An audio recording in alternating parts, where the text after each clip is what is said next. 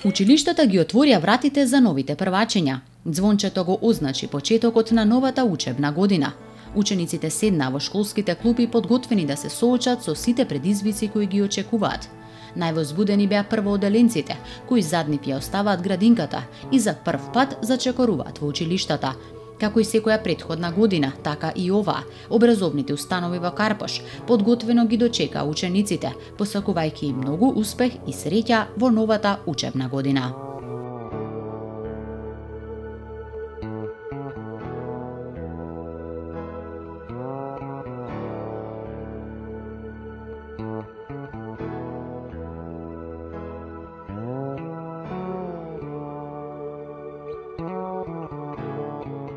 Традиционално и оваа година општина Карпош организираше манифестација која е посветена на првачињата. Тие беа среќни и возбудени бидејќи има можност да се запознаат меѓу себе, а од општина Карпош добија и школски прибор.